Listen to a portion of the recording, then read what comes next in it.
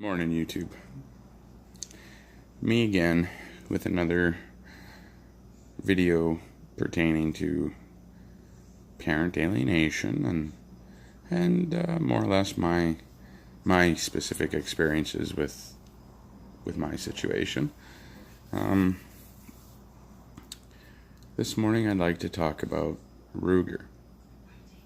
Ruger's my German Shepherd, who has been the center of focus on all this negativity and anger that I'm getting from my son.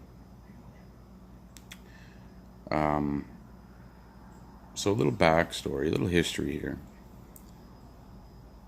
Ruger's going on 4 years old, and me and my ex-girlfriend, JH,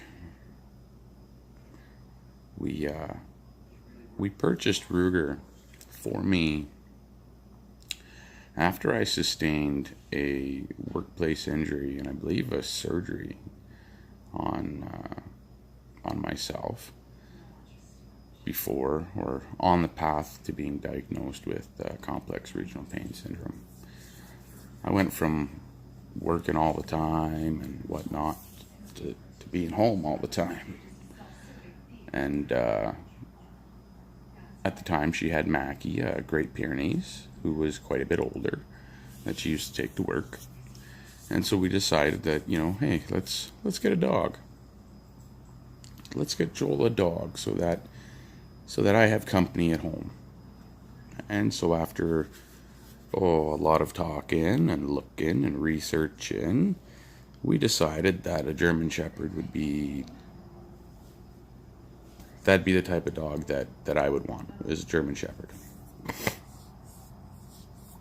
A dog I could train, a dog that I could use to help me with my disability, whatnot. And so we bought him. We got him at 5 weeks old, and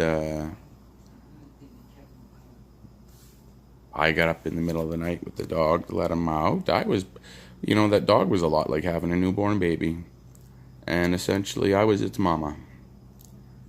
Jessie didn't get up in the middle of the night, let the dog out, because, she had to work in the morning.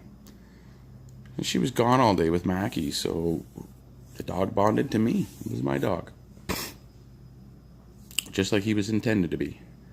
I named him, everything.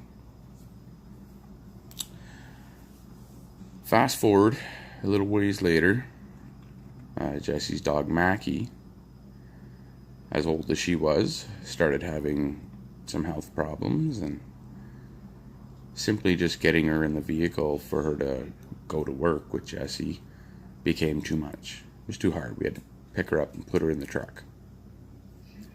She couldn't greet people at the door because it took her forever to get up off the floor. So it was time to retire Mackie.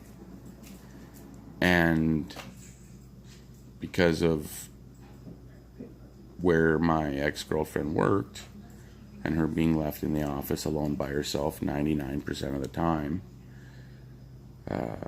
she had always complained about not feeling safe, and had always made it quite clear that's why she brought Mackie to work. So of course I quickly agreed to say, well, why don't you start taking Ruger to work for a little bit until we can figure something else out. So Ruger would go to work with Jessie, and then again I was left. Well, not then again. At that point I was left with Mackie, which was good, Mackie was a great dog. I loved her very much. We became best friends. But we had to put Mackie down. She got so old, she just couldn't do it no more, and it was time to not let her suffer. And so we did the right thing and ended Mackie's suffering at the vets, of course. And it still makes me sad. That dog, Mackie, she reminds me of the dog from the Walt Disney's Peter Pan, you know, Nana, with the little bonnet on her head. She was she was awesome. But anyway, because of that, I was then left home alone again because I allowed Ruger to continue to go to work. So Jessie purchased me another dog for my birthday, kind of a surprise, half surprise thing. And she picked me up another German Shepherd, and I named her Coda. From the movie Brother Bear, you know, Walt Disney movie Brother Bear, the little Coda bear. And once again, I trained Coda, and Coda became my dog. Shortly after all of this, my complex regional pain syndrome, which I had finally been diagnosed with, and obviously this was over the course of a couple of years the events took place with the dogs and whatnot. But fast forward a few years later, and my complex regional became worse, and treatments, well, are next to, well, they don't really exist.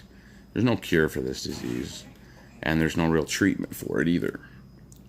And so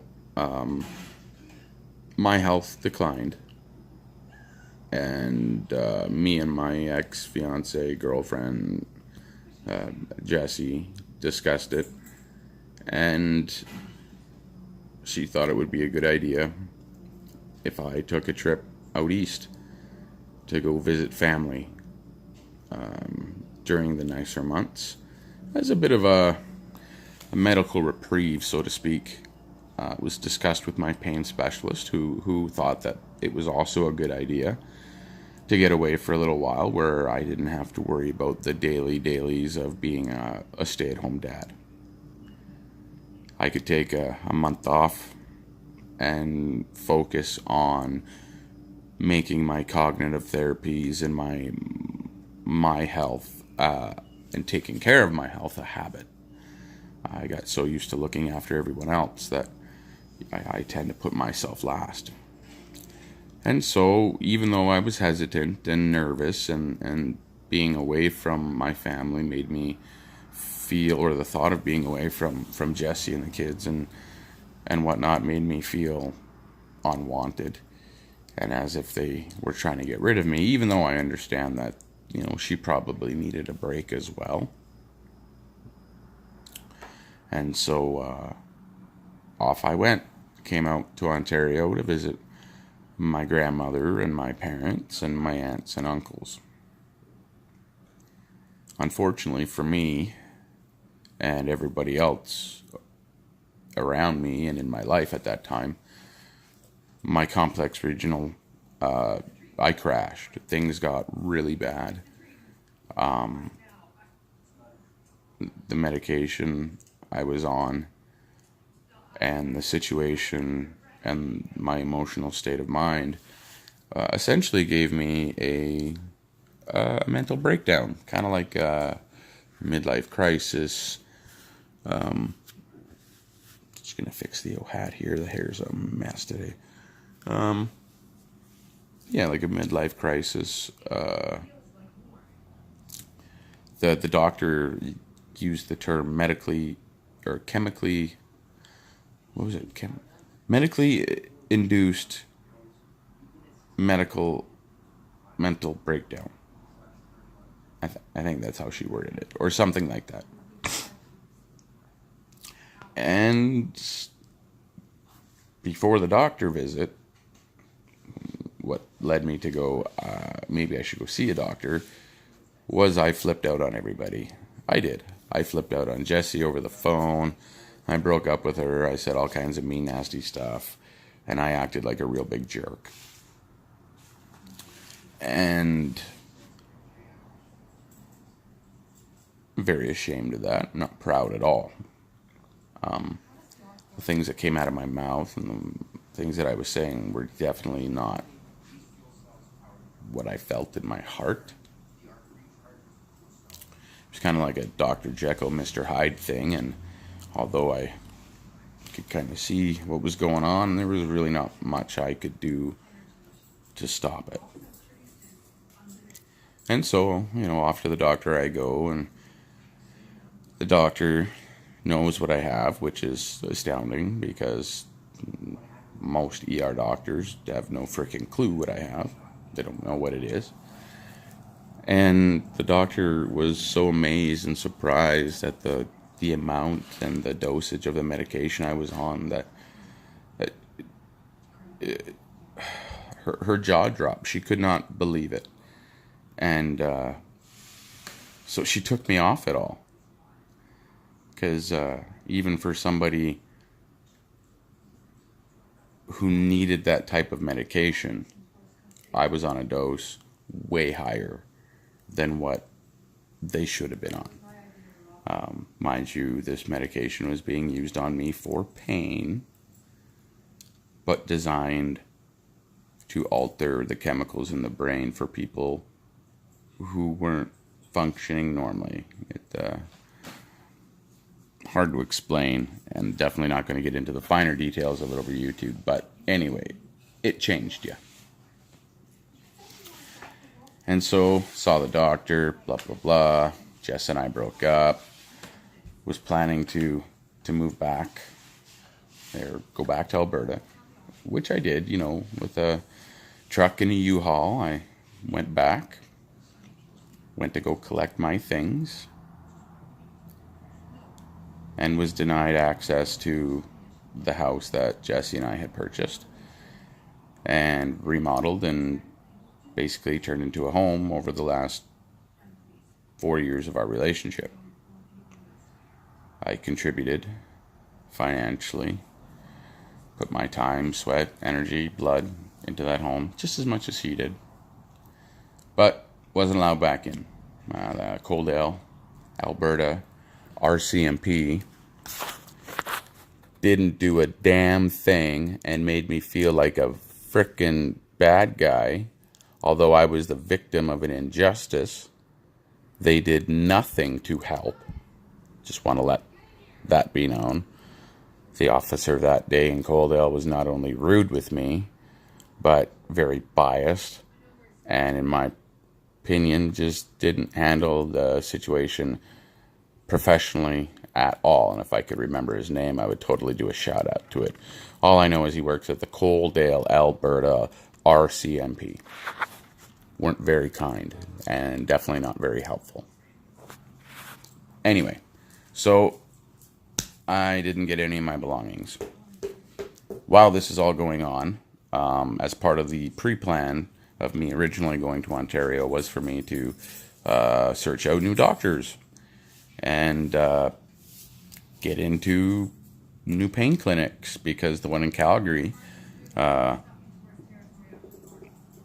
think I had waited 2 years and nothing happened. Didn't know anything, still hadn't heard nothing. 2 years. A cancer patient wouldn't wait 2 years for treatment, but complex regional pain syndrome, those poor bastards, they can wait. Anyway, so I did while I was here, before the breakup, before I spazzed out.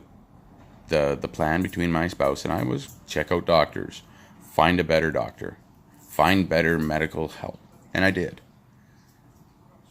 While I was in Ontario, trying to obtain my belongings for a breakup that shouldn't have happened, but did, I got a phone call saying, yeah, you have an appointment with a specialist at this clinic that I've been waiting 3 years to see, and that I had to be back in Ontario to attend that meeting. So I had to leave in a hurry. I really did. I didn't have the time to stick around.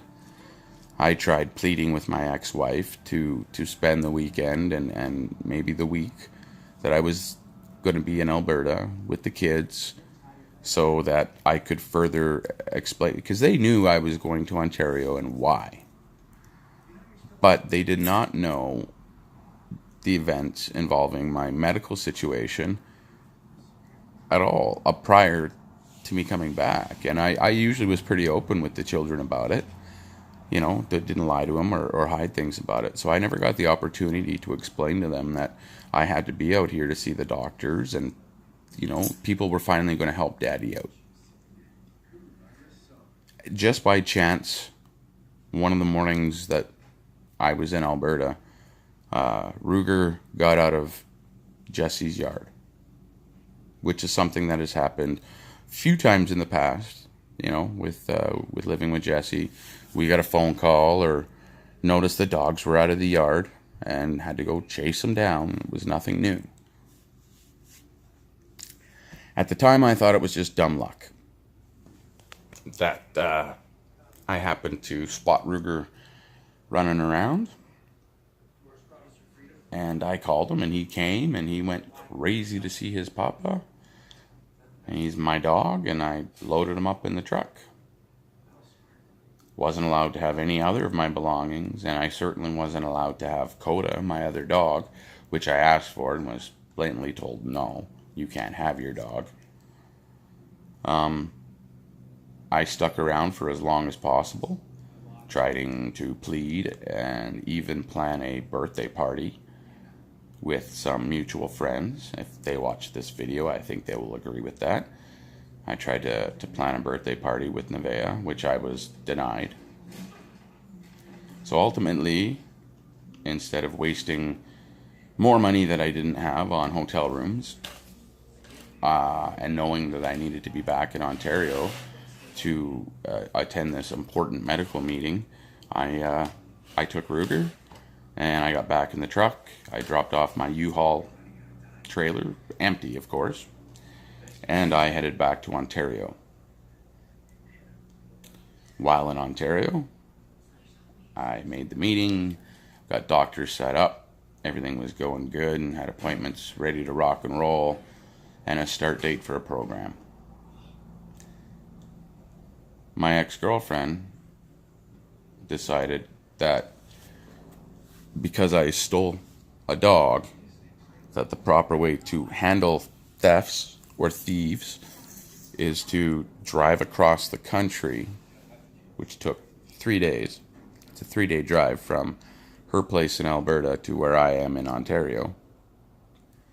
And she committed a home invasion, tried to steal Ruger back. If I had done something wrong and I really stole a dog, why would I need to have that kind of action taken against me? Shouldn't there be legal action taken if I had honestly done something wrong? I mean, come on, people. There's courts and a procedure. If somebody steals something from you and you know that they stole it or think that they stole it, phone the police and report it like adults do. Instead, she broke in, assaulted me, my mother.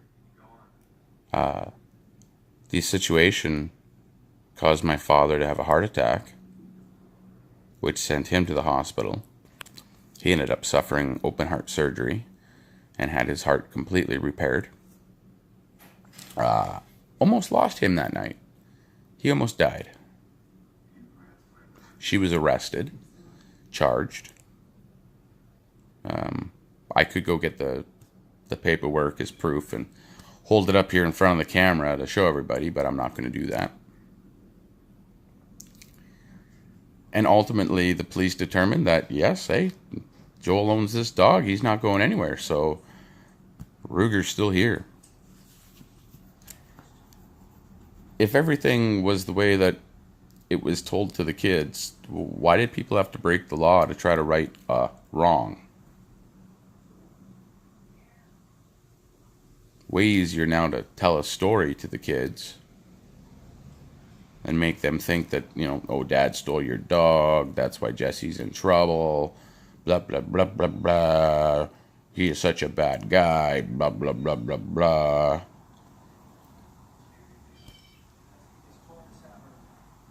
Truth of the matter is you still have my dog, Jesse. You still have Coda. Coda still, I know that, you know that. And there's some other people in our old circle of friends that also knows that. And if they had any kind of balls, they'd speak up and say it. None of them do, so,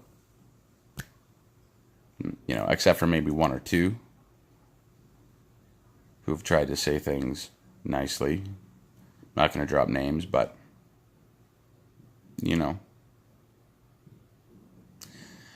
all over a dog, people, and all over a person's narcissistic behavior, that constant attention. So all that being said, I'm simply going to say, Ruger's here with me, and my new dog, Brooke, is here with me. Coda should also be here with me, and my children should also be allowed here with me.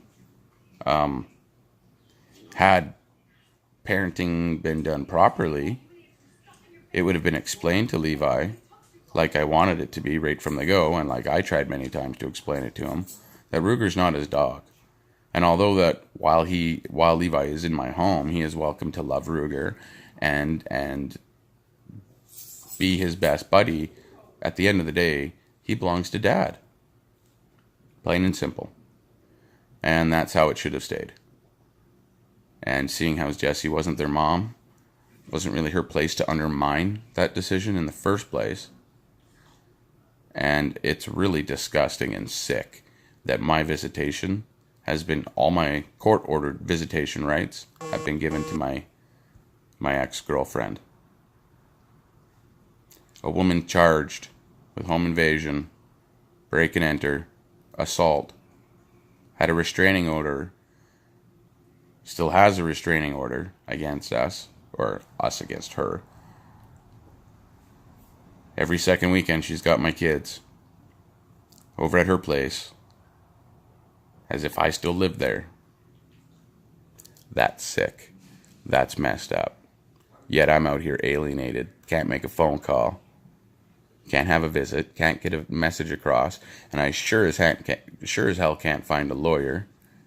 A, because I can't afford them. Who can afford a lawyer nowadays? Like, really?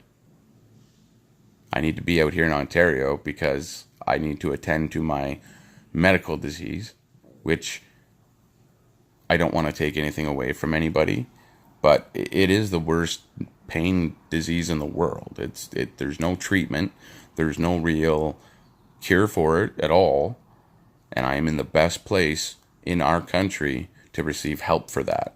And I am being punished by not being allowed to see my children and having them brainwashed. I can't get authorities to step in. I can't get the courts to step in. I can't get a police enforcement clause. I can't have counselors evaluate my children for parent alienation. I can't have anything. Nobody will do anything. I've been resorted to going to YouTube and telling my story and putting it out there for the world to see. Pretty sad, right, guys? And I love those two kids with all my heart and soul, which was the driving force to make the big choice to come all the way out to Ontario to find the doctors so that I could get better, so I could be super dad, so that I could spend every moment with those kids, giving them my undivided attention. That's something very hard to do when you live in a constant state of pain 24/7. Anybody with complex regional pain syndrome or who understands it will understand what I'm talking about. I simply wanted to free myself from the beast so that I could be a better father for my children. And I've been punished for that. And the story has been twisted to be about somebody stealing a dog.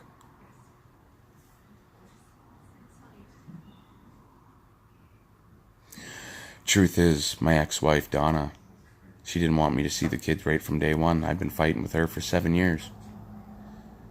Jessie, the ex-fiance, helped me with a lot of those fights. She did all the paperwork. She helped me word things. She told the world and all her friends. I think she even hated her more than I did, to be honest with you. Take me out of the picture and those two are best friends now. Watch your back. She's a sneaky little one. Those narcissistic people. Anyway, now this video has gone up to 25 minutes. It's not my typical videos. I do not like posting stuff this long. And I don't like ranting like this. But sometimes it's just got to be said. Sometimes the truth sucks, but it is the truth. I wish those out there would have given me a chance to explain my side of the story and understand that, you know, in order for me to do that, I had to get well first. And it took some time. You can't get off certain medications overnight. And it took 4 years or 3 years of doctors messing with me to fuck me up like they did. Well, that doesn't get undone overnight, people. So here we are, desperate dad resorting to YouTube to get his message out there in hopes that somebody can help me get my children back in my life. And if not, then I hope all these videos can be used to help another parent, whether you're a father or a mother. If you're going through what I'm going through, I hope this helps you. And if this doesn't change my situation, maybe, just maybe, we can start a movement so big that it'll make change for everybody else. Alright, I'm going to end this video by saying, Levi, Nevaeh, I love you very much. And I miss you. And I'm sorry that things happened the way they did.